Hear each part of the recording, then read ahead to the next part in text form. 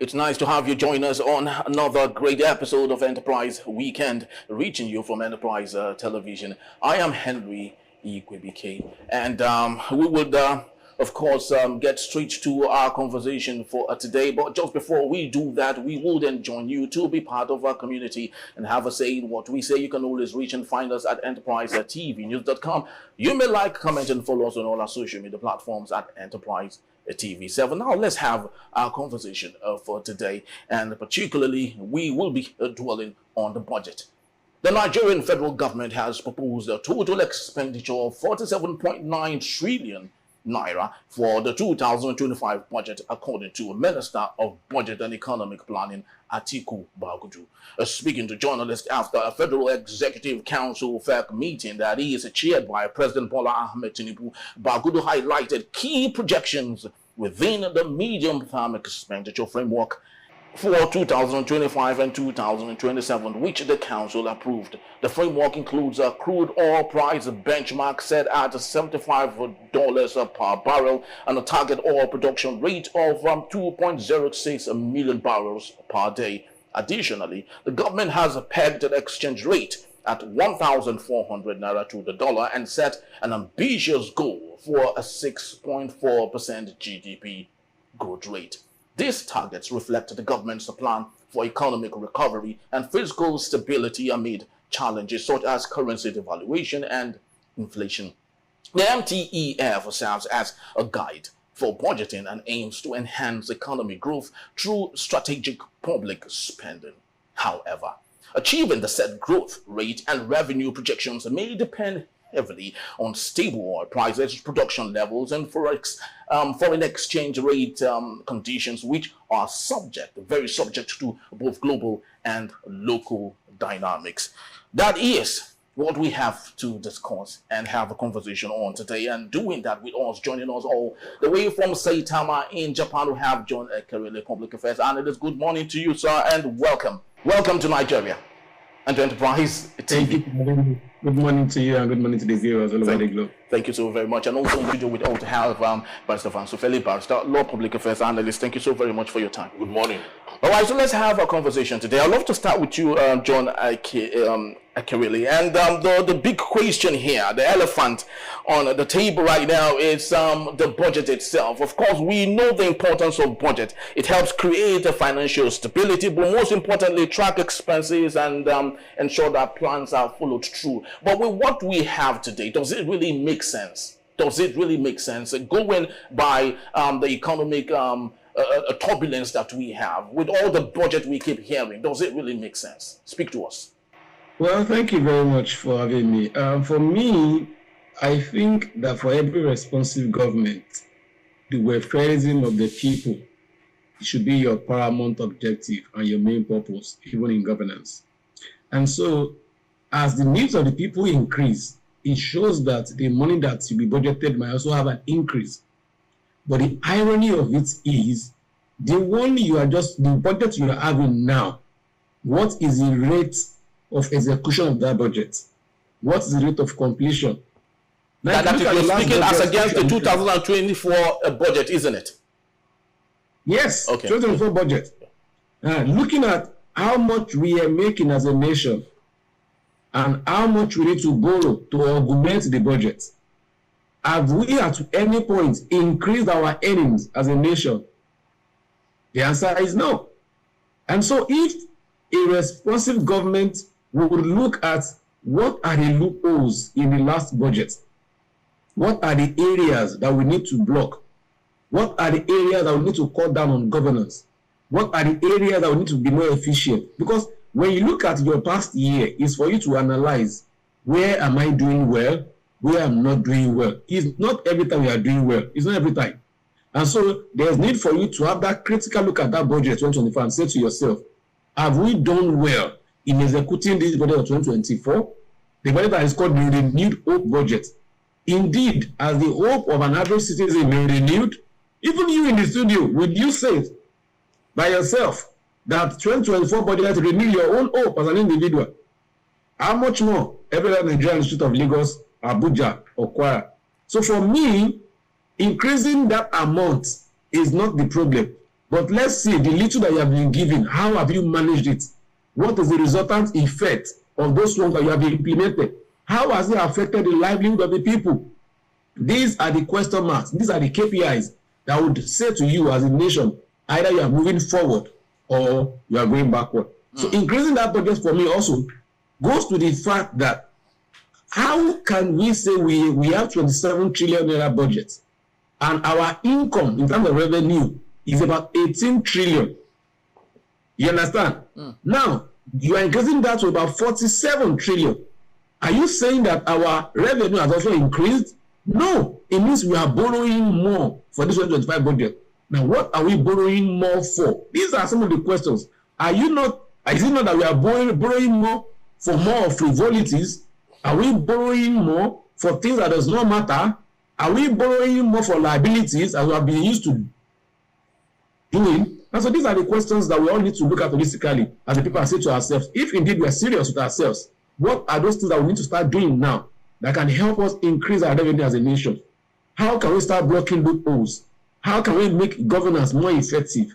How can we reduce the cost of governance? And how can we be seen that we have that political will to put Nigeria on the right track? Thank you so very much, Barrister Ufeli. John talked about the key performing index, and looking at the budget that we have for 2024, we've not seen the results yet. And now we've doubled the budget that we would be having in 2025. Literally, every Nigerian know that 2024 was spent on palliatives. Yes. Giving out palliatives and all that. Now, what do you think the government is doing? Do you think there's a strategic plan to what they have done? Well, by themselves, they have christened it an ambitious budget. Of course, it is 47.9 trillion to run on 0.6 million barrels of crude per day. That is tied down to 75 barrel per day. Okay, 75 barrel per crude. Yeah. Okay, 75 dollars. Yes. Okay. So now, when you look at the budget, you will find that it's not only ambitious, but it's extremely ambitious. It's supposed to guarantee 6.4% GDP growth. Okay. Now, the 2024 budget was about to deliver the 4.1 GDP growth. Now this is 6.4, and it is shameful that the production is tied to a monolithic product, which is crude. Nigeria, with its diversified mineral resources, mining and all other variables that by now could have been cultivated so that you are not just tying it to a monolithic product, then the price of crude will determine whether the budget will perform or not. Okay, so if crude crashed now by 50%, so what it means therefore is that we are going to move. You know, last year's budget, the price of crude increased. Yes, and they had to do another 2 point something. Yes. Okay, on what we had. Yeah, exactly. So if it goes down, what happens? So first, our problems are multiple.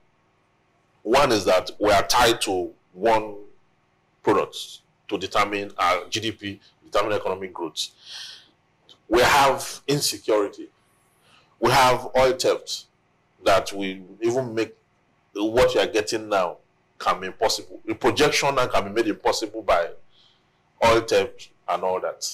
Okay? So that wasn't factored in all of the calculations that... No, it's not in the variables. It's not in the variables because what they are projecting is just the 0.6 million barrels per day. Okay? How about if we have militancy and that is reduced to maybe 1.2? So what happens to the health of the budget? And by then the budget will be an act, an appropriation act. It's already a law by then. They will now begin to look for a way to do additional budgeting or surplus budgeting or whatever it is they will have to do to amend the budget to project it. But by and large, what I'm saying is the 2024 budget by now, they should have released the performance level. What's the performance? What have we done up to 25% of that budget? And if we have done up to 25% of that budget, where did these resources go? Where are the projects? Where are the infrastructure? How have the economy felt under the 2024 Appropriation Act? Okay, now you are laying another one, which is an annual ritual. We always have that budget, okay, as an annual ritual. But how well is this going to turn out? Because a budget is nothing but a statement of intention. Yes, it's a statement of intention. It does not actually mean that things will play out exactly the way it is in the budget. But it is an estimation, a legal estimation of what will be spent for the purposes of growth. You understand? And if we have an economy that is this polarized, where insecurity have diminished things, then government's lack of policy intelligence have also diminished the economy because of the subsidies gone, floating the naira, doing so many things at the same time, devaluing your currency. So now look at the exchange rate. See, can the exchange rate, because the government is saying they are pegging it at the exchange of 1,400, yeah. But that's not the reality in the marketplace. Dollar is 1,720 yeah. in the marketplace. So why? Because the government tried to be on the official side, but this official, nothing is official in Nigeria. Everything is the back door. So let's be budgeting and factoring in the back door, because we are people of impropriety. So, but what if they don't recognize the back door? Because, you know, they've all often said that most of the figures that we have were artificially created. Yeah, well, they are created because there's no uniform exchange rates. There's no uniform exchange rate. So even those who want to import, for example, they go to CBN and say, I have this to import. Look at my documents. I have imported this, and I need forest of this amount. CBN will give them half of that amount and ask them to go and source the other one in the black market. So by the time they get to the black market, they are going to source it higher. You understand? And when they bring this, they have to add up. So the economy is strangled. Why shouldn't we have uniform exchange rates? And why should the CBN be referring people to the black market? The black market is a legal business. Is it a legal business that is where government will now refer citizens to? Is that business not also stifling the present structure of the economy of the country? Very well said. John, Barrister made something very important here. He stated something that I would love to, dwell on. He said the lack of political intelligence by those in power. Wale Edun has come severally. Equally, the CBN governor had policy intelligence. Yes, to talk about how that they would defend every policy put across by Bola Ahmed Tinubu, but realistically, it is not working. We're not even factoring the joint venture that we have with other multinational companies on this particular matter. So, speak to us on this political intelligence that is. It is not as much as we expect. Of course, it's affecting us. I think what Barrister fails to understand is the fact that some people want to keep their job, just like you are in the studio. You have some regulatory organization, that regularize the activities of TV stations and media houses, or media outlets, so to say. And so the same thing for the Wale Edos, the Yemi Cardosos. They are appointees, political appointees, and they want to be seen as being active. They want to be seen as being, doing their job. They want to be seen as somebody who is efficient, who is on top of their game, who knows what they are doing. But do you think innately, yes, but do you think innately they don't understand the gravity of the situation we are in? I'm coming, brother. I'm coming there. And that is where I say to you that we lack that political will to say things the way it is. Barrister is just in Nigeria, but when you look at his mental status, he's not living in Nigeria mentally, but physically he's in Nigeria, and he's telling you how things ought to work. And so the way it is when you are being realistic, and the reason is because Barrister has not done it to lose. Now, you are the one that you know that you have nothing to gain about this thing. Say it the way it is. You're not losing your job as a minister or as a commissioner. Nothing to lose, but wait, just say it. Now, they are protecting their own job, and that's why they keep saying things that people want to hear. But the truth of the matter and the reality on ground is that looking at the indexes, some of those things that Barrister highlighted are the realities that are staring at us in the face. Will you now tell me now that the 1.8 that we have now, are we putting more effort to increase that the crude oil barrel? Now, what? Now we just have a new advent of a terrorist group, Lusalawa, Lakurawa. Now, that is to show you that there's a new twist to things, and that have not been even be considered how it will affect our economic activities, how it will affect pipeline and all that. So these are things to show to you that go back to 2024 budget. What are those things that have been put in place in terms of securing our pipeline, in terms of making sure that we increase our productivity, in terms of community engagement, the community that's producing this oil, what is the relationship with the government? Are they really happy with the people? Or is it that we are just using political gimmicks to do things that we are? So we should come to that table and be realistic with ourselves. Now, Barrister made mention of one thing that we have not looked at, and that is the exchange rate. The 1,400, even you in the studio cannot get it at that 1,400. And so a realistic price is about 1,750, 1,780. And that should have been the price that should come up so that people will see that we are being realistic. So that tomorrow, you will not say that there will be a supplementary budget. Why? Because those variations have not been put in check. And these are the realities that will still finally happen. Coming from this year, how much are you buying a liter of petrol? How much are you buying a liter of petrol now? Has that not affected the cost of production? Has that not affected the cost of transportation? Has that not affected the cost of livelihood? Has that not make inflation to jump up? Now, will that also affect the salary of an average person in the street of Lagos and Abuja? The answer is no. So these are some of the realities that Barrister is trying to point your angle to, so that you can see from a different spectacles, and see that these are realities that might come up. And when they come up, a responsive government must have that foresightedness, to look beyond and say plus or minus. If this happen, what do we do? If this happen, what do we do? Then the Nigerian people will say that indeed you are sincere, you are truthful, and you are looking at the realities of ground as the parameters to determine what and what you need to do. More importantly is the fact that if you look at this budget, my brother, year in, year out, have you seen any political appointee not being paid their salary? Have you seen the House of Rep member being owed the salary? Have you seen a senator being owed the salary? Have you seen a governor being owed the salary? All of the political class never have issues. They are getting their pay.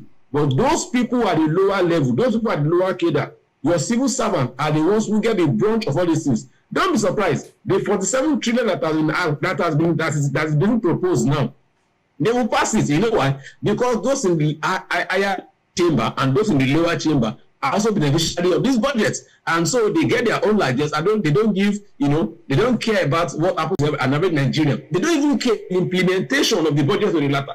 And that's why I tell you, if you want to be serious with your life, ask yourself, what is the performance index of your budget year in, year out? Your performance index of that budget will say the sincerity and the political will of the government to do the right thing at the right time. And that is where we must get to at the stage. Not even the budget itself, but the implementation of the budget, and make sure that the resultant effect of that budget, which you have tagged different names, just like I think this is my brother from Abia, from Calabar, is still in APC, and so he has a different way of giving names to budgets. Like the professor. Now. Yes. Then I had a former governor, Crossriver. Yeah.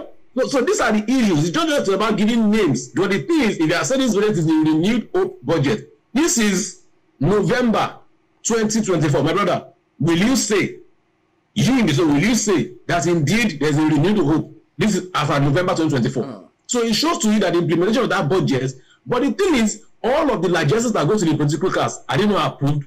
Have you not seen new car? Is the better that has already innovated? So all those things that pertain to them are approved. But the other thing that pertains to the well-being of an average Nigerian, there's no fund for it. And we must shift away from that kind of mentality to the mentality of welfare of the people first, and then the political class second. Thank and you. Then we can still be ready to just come. Thank you so very much, Barrister Ufeli. Just before we wind up for today, Atiku Abubakar said that Bola Ahmed Tinubu took the votes and had failed woefully. Now let's take a look at prior to the elections, when it was the opportunity for him to better explain to the world what he intends to do with the economy. He posed the questions to several of his loyalists and lieutenants to do that, and now it's difficult for them to explain to us what the problem is. Do we tie all of this to having a round peg for a square hole? Do you think we would have had it better if there was someone who understood the economy? Of course. If we had someone who understood the economy, we won't have a president that have not understudied the process, has not been a president before, has not been an economic manager before, and had not understudied, had not received a handover note. Is that necessary? It's necessary to take decisions. You can't lead 200 million people carelessly. But given So you that, can't do that yes, impulsively. yes, but given that what he had done with Lagos State, of course, it is. What did he do in this Lagos State? I've been in Lagos for too long. I was in Lagos when he was governor. What exactly did he do in this Lagos that people keep talking about all the time? Under his tenure, he only did little roads in the island, abandoned the mainland. He only dualized roads in the mainland. That's the only thing he did in the mainland. And it was Fashola that came and to do the work, and followed by Ambode. And today we are here. So this thing they talk about, what he did in Lagos, is so I mean, I've not seen anything specific that is so special that he did in Lagos that people keep talking about. Every time they say he made Lagos, he made Lagos. But look at the policy. Let's even leave the past. Look at his policy. Okay? Under this excruciating condition, he went and purchased a jet. Under this condition, he came up with a supplementary budget last year to fund the office of the first lady, the illegal office. Okay? Under him, Nigeria is moving from pillar to post. We're having disgrace everywhere. Under his watch. The economy that he destabilized, he could not put together again. He could not manage. Look at the price of, PMS. Even when you have an indigenous refinery, the case is worse than it was before when we're importing.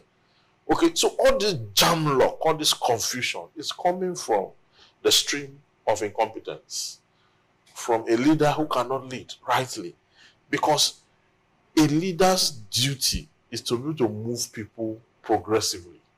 Move them from point A to point B progressively. That's what they call leadership. But if you're unable to do that, it does not matter how many Lagos you change.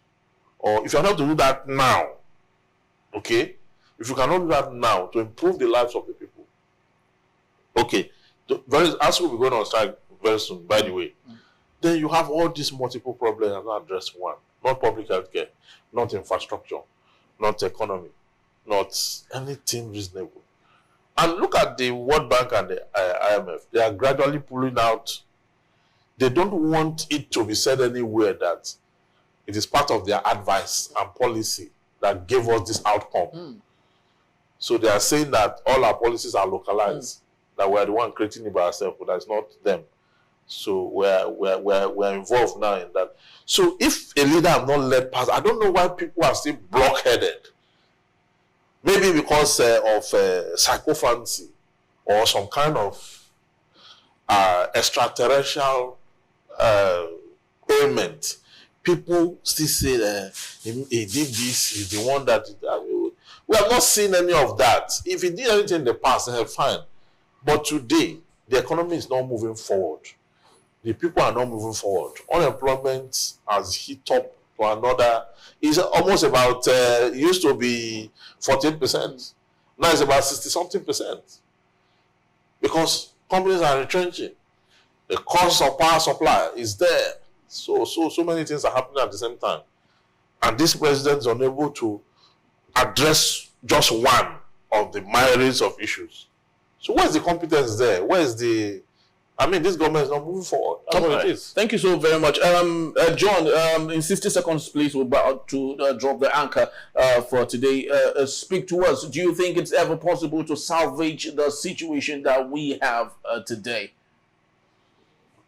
It's really very, very possible for us to salvage the situation. So the first thing we must do is that we must cut down on the cost of governance drastically. And then it boils to the fact that we must have selfless leaders who know that they have a house on their head before coming to office. And so they don't need a presidential lodge or a vice presidential lodge to be renovated. They have their own house, they have their own cars, and so they don't need to have, some kind of new vehicles. And when there's no money on ground, we don't need presidential jet because they are commercial flights that can take the president anywhere he wants to go anywhere. And so when we need leaders who will know time and season, just like the source of Issachar, who knows that this season we have now is a season where we need prudency and we don't need to do some largesses. And so at that point in time, a leader that people will see indeed that this is a selfless leader who has a political will to put Nigeria on the right path, not the so kind of leader that we have now. Those ones are just doing jamboree and carnival like kind of leader. We don't need them now. And I think it's time for all of us to tell ourselves the truth. As a nation, we need to sit down around the table and tell ourselves the truth that we are messing up and we need to do better. Thank you. On that note, God bless Nigeria. Thank you so very much. And that's just about the size of our package today. 47 point something trillion naira. For the budget 2025. Of course, we promise on Enterprise Television to keep giving you update on that particular story as it unfolds. Thank you so very much, John Ekerele, for being part of our show today. We do appreciate you. Thank you for having me. Mr. Evans Ufeli, thank you as always for being here with us. All right, and that's just the time we have, like I did say, and we're about to leave. But please do well to visit us. You can always find us at enterprisetvnews.com. Also, like, comment, and follow us. Thank you so very much. We'll see you next week. Bye-bye.